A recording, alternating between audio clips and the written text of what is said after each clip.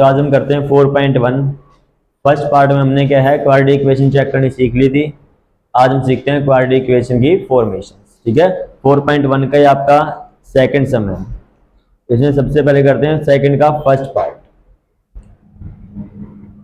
Second क्या है, first part. इसमें क्या कह रखा है, एक रेक्टेंगुलर प्लॉट है, ठीक है, जिसका एरिया कितना गिवन है 528। एरिया कितना है 528। तो जो गिवन है वो लिख लेते हैं हम। जो एरिया है वो कितना है 528। ठीक है, ये आपको गिवन है एरिया की वैल्यू। और इसने वो रखा है, ये बताओ सबसे पहले रेक्टेंगल के अंदर क्या क्या चीजें होती है, लेंथ और ब्रेड्थ, उन्हीं को लेट कर लो। तो हमने सबसे पहले क्या लेट किया, लेट ब्रेड्थ ऑफ रेक्टेंगल। ठीक है, या रेक्टेंगुलर बोल सकते हो तुम्हारा, रेक्टेंगुलर फील्ड जो भी इसने बोला हुआ है वो हमने x मान लिया। जो उसकी लेंथ है, लेंथ ऑफ रेक्टेंगुलर फील्ड, वो हमने क्या मान लिया, y मान लिया। ठीक है, फिर चलते हैं क्वेश्चन के अकॉर्डिंग। क्वेश्चन में क्या बोला है इसने, एरिया 528 है, इसका मतलब इन दोनों की multiply length into breadth. Rectangle area ये होता है लेंथ इंटू ब्रेड्थ। तो इसका मतलब ये x इंटू वाई की वैल्यू दे रखी है 528। पहली कंडीशन क्लियर।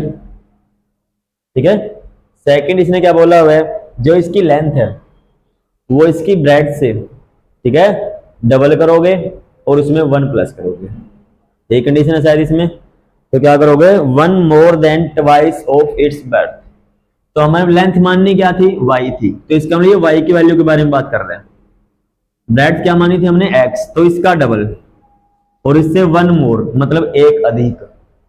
तो इसका मतलब जो ब्रेड्थ को बोलते हैं चौड़ाई, लेंथ को बोलते हैं लंबाई, क्षेत्रफल बोलते हैं एरिया को।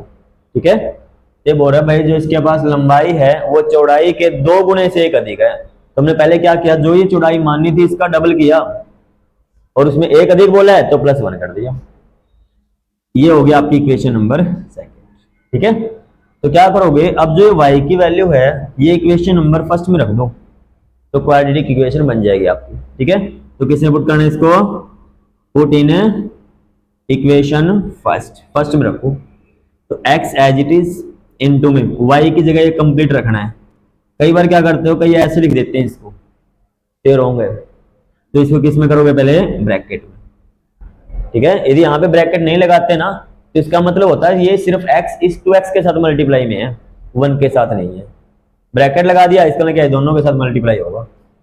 ठीक है, इक्वल कितना है 528 है, यहां तक क्लियर। अब इस x की मल्टीप्लाई इनसे करोगे, 2 तो एज इट इज रहेगा, x एक ये रहा एक ये रहा, तो x क्या हो जाएगा, स्क्वायर हो जाएगा। जब इस x की 1 से करोगे, अब x 1 जा x रहेगा।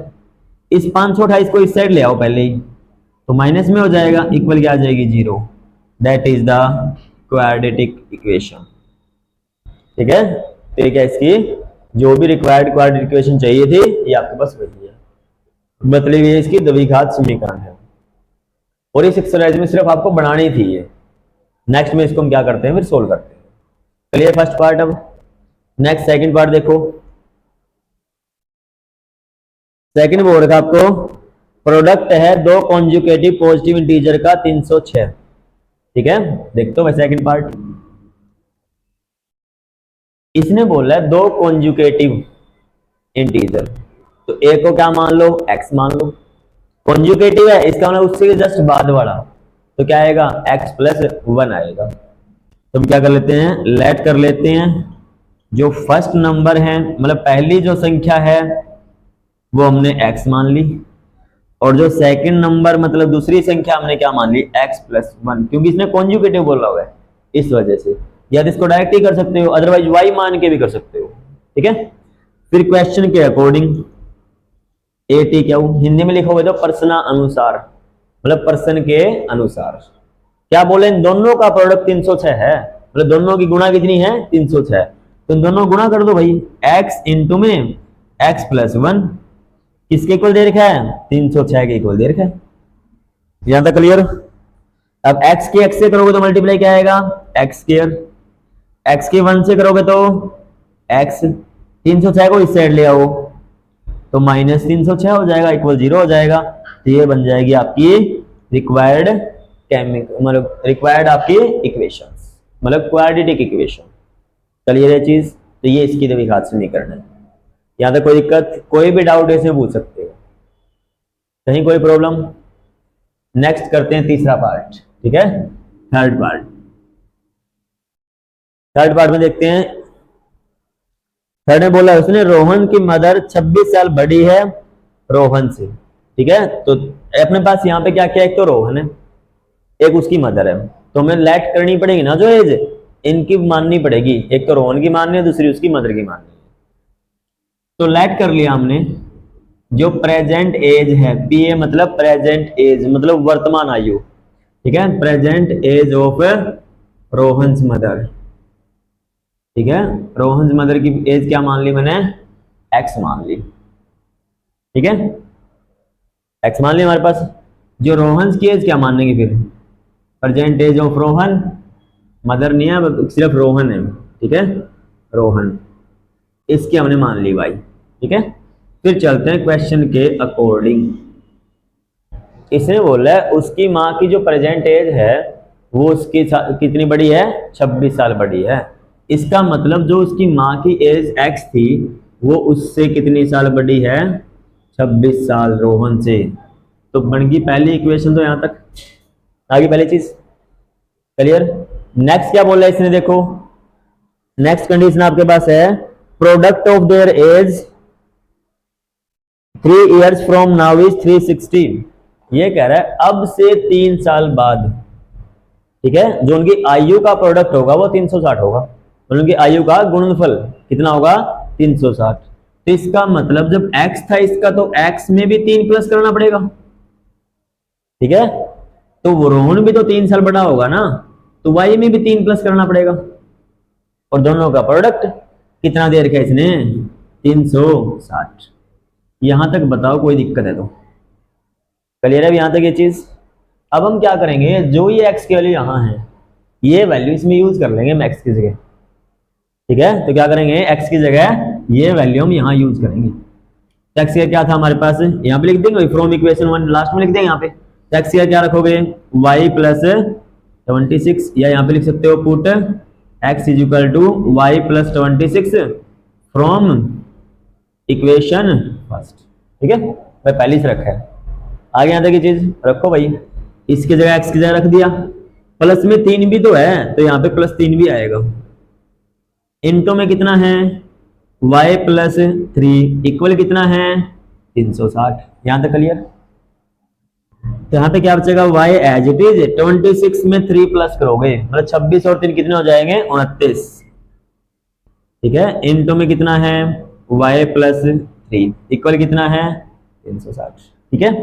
अब इस y की पहले इस y से मल्टीप्लाई, फिर इसकी 3 से, फिर 29 की इससे और इसकी इससे, ठीक है। तो y की y से करोगे तो क्या आएगा y स्क्वायर, y की 3 से करोगे तो 3y, 29 की y से करोगे तो 29y, और 29 की 3 से करोगे तो 87 इज इक्वल टू 360। यहां तक क्लियर। अब इसको सिंप्लीफाई करो बस, वाई स्क्वायर प्लस में इन दोनों को प्लस करोगे कितना आएगा 32y, और प्लस में कितना है 87 है, इसको इस साइड ले आओ नेगेटिव हो जाएगा ये, मतलब माइनस का। आगे यहां तक ये उस साइड प्लस था, इस साइड आगे माइनस, तो कर दो सिंप्लीफाई भाई, वाई स्क्वायर माइनस 32y, इसमें से इसको घटाओ, इसका मतलब देखो ये 87 है और ये 360 है, तो पहले 60 घटा दो, 60 गए 87 में से कितने बचे 27 बचे है ना, वहां पे कितने बचे 300, तो 300 में से 27 घटा दो, जिस 27 भी ना घटाना था 20 घटा दो, 300 में से 20 के कितने बचे 280 बचे, उसमें से 7 बाद में घटा दो तो 273, ठीक है। तो कितना बचेगा यहाँ पे 273 इक्वल किसके 0 के, तो ये रहेगी उसकी क्वाड्रेटिक इक्वेशन। क्लियर है यहां तक ये चीज, कोई डाउट इसमें अभी, कहीं से कोई भी प्रॉब्लम पूछ सकते हो। पहले में क्या माना हमने, रोहन मदर की परसेंटेज एक्स मान ली, यहाँ पे लगा देना ईयर्स वगैरह, ठीक है, एक्स ईयर्स, ठीक है, मतलब साल, ठीक है। फिर हमने क्या क्वेश्चन अकॉर्डिंग क्या बोला उसने, जो उसकी मदर है वो उससे 26 साल बड़ी है, तो इसलिए उसमें y में कितना प्लस किया मैंने, 26 प्लस किया। ठीक है, फिर दूसरी कंडीशन क्या बोली इसने, भाई दोनों की 3 साल के बाद एज का प्रोडक्ट 360 होगा। तो हमने क्या किया, इसमें भी 3 प्लस कर दिया और इस y में भी 3 प्लस कर दिया और दोनों किया मैंने प्रोडक्ट, मतलब गुणा, कितना 360। आगे यहां तक x की वैल्यू कहां से, 1 से, y प्लस 26 यहां पे रख दी, 26 और 3 29 होते हैं, फिर इनकी की मल्टीप्लाई, y की y से y स्क्वायर, y की 3 से 3y, 29 की y से 29y, 29 की 3 से 87, 360 है, इसको इस साइड ले माइनस कर दो तो आपका क्या बचेगा, रिक्वायर्ड क्वाड्रेटिक इक्वेशंस। यहां तक कोई प्रॉब्लम बोल सकते हो, अदरवाइज इसका क्या है अब लास्ट क्वेश्चन। लास्ट में देखो भाई हमारे पास इसने बोला है ट्रेन है वो ट्रेवल करती है 480 किलोमीटर स्पीड, मतलब डिस्टेंस ट्रेवल कर रही है कि एक यूनिफॉर्म स्पीड से, ये कह रहा है कि इसकी स्पीड 8 किलोमीटर प्रति आवर कम हो जाती है तो वो 3 घंटे ज्यादा लेती है। तो देखो इसको कैसे बनाओगे, यहां तक तो क्लियर है ना। अब यहीं पे बनाते हैं इसकी इक्वेशन, यहां पे आ जाएगी अब। ठीक है, हमने लेट कर लिया, ये इसका फोर्थ पार्ट है भाई, हमने लेट कर लिया जो यूनिफॉर्म स्पीड है, ठीक है, यूनिफॉर्म स्पीड ऑफ ट्रेन क्या मान ली हमने, x किलोमीटर पर आवर मान ली। ठीक है, उसके बाद जो टोटल डिस्टेंस है वो हमें दे रखा है, टोटल डिस्टेंस कितना दे रखा है हमें, 480 किलोमीटर। ठीक है, फिर कितना कम हुई है, 8 किलोमीटर कम है, वो हम डायरेक्ट कंडीशन में यूज कर लेंगे, लिखने की जरूरत नहीं होती बार बार। तो फिर यहां पे हमारे पास क्या लिखेंगे, टाइम का फॉर्मूला। टाइम का फॉर्मूला क्या होता है, डिस्टेंस बाय स्पीड। टाइम को समय बोलते हैं, डिस्टेंस को दूरी, स्पीड को चाल। इसका मतलब है समय का फॉर्मूला क्या हो जाएगा, दूरी बटे चाल, ये चीज है भाई आपके पास। ठीक है, तो अकॉर्डिंग टू क्वेश्चंस, ठीक है, तो 480 था तो डिस्टेंस हमने 480 लिखा, डिवाइड बाय स्पीड पहले कितनी थी और बाद में कितनी, वो देख रहे हैं अपन। तो ये क्या करोगे, 480 को 2 बार लिख दो, लिख दिया, बीच में माइनस, क्योंकि टाइम का अंतर दे रखा है 3 घंटे का, तो जो अंतर है वो इक्वल कितना है, 3 के है। अब ये बताओ जब स्पीड कम होगी तो टाइम जब ही ज्यादा लगेगा, इसका मतलब जो कम वाली थी ना, 8 कम हुई थी, वो इसके नीचे लगाओगे, इस x में से कम करके, यहाँ पे क्या लिखोगे, x माइनस 8 यहां लिखोगे। ठीक है भाई, स्पीड कम होगी, डिवाइड करोगे तो टाइम की वैल्यू पॉजिटिव आएगी, एक्स्ट्रा आएगी, यहाँ पे वैल्यू क्या आएगी उसकी, फिर छोटी आएगी, यहाँ पे सिंपल x लिखेंगे जो यूनिफॉर्म चल रही थी। क्लियर चीज अभी, तो तभी जाके डिस्टेंस आंसर क्या मिलेगा, पॉजिटिव मिलेगा। क्लियर, यदि बोल देता स्पीड बढ़ गई तो फिर वो चीज यहां लिखते, ठीक है, क्योंकि इसमें टाइम कम लगता, फिर शुरू में ज्यादा लगता, तो इस वजह से यहाँ पे फिर x लिखते। ले लो एलसीएम इसका भी, अब देखो इन दोनों का प्रोडक्ट एलसीएम आ जाएगा। क्लियर यहां तक, इस x की इससे मल्टीप्लाई 480x, इसकी मल्टीप्लाई इससे माइनस x की 480 से 480x माइनस माइनस प्लस 8 की इससे मल्टीप्लाई करो भाई, 8 0 जा 0, 8 के 8 से 64, 6 बचेंगे, 8 चौक 32 होता है, 32 और 6 38 होता है। यहां तक क्लियर, इससे ये कैंसिल, क्योंकि एक पॉजिटिव एक नेगेटिव, इस वाले को मैं मल्टीप्लाई में लेके जाऊंगा। तो यहाँ क्या बचा, 3840 इक्वल टू 3 इंटू एक्स और x माइनस 8, यहां तक क्लियर। इस 3x की मल्टीप्लाई इससे 3x स्क्वायर, 3x की माइनस 8 से तो माइनस का 24x हो जाएगा, और इस साइड क्या बचेगा 3840, यहां तक क्लियर है।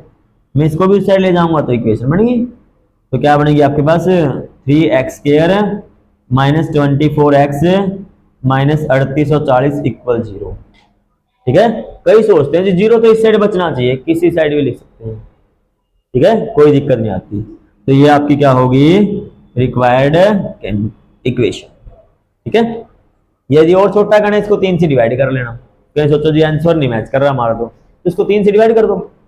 ठीक है, तो इसको 3 से काटोगे तो x स्क्वायर बचेगा, इसको 3 से काटोगे तो 8x बचेगा, इसको 3 से काटोगे तो 3 1 जा 3, 3 2 जा 6, 2 बचेगा, 3 8 जा और 0 एज इट इज। तो ये आपका क्या होगा, फाइनल आंसर हो जाएगा। क्लियर है? तो ये थी आपकी 4.1 एक्सरसाइज, जिसमें हमने क्या दोनों पार्ट्स को कंप्लीट कर लिया है। नेक्स्ट जो आपका लेक्चर मिलेगा वो 4.2 पे डिस्कस करेंगे। ठीक है।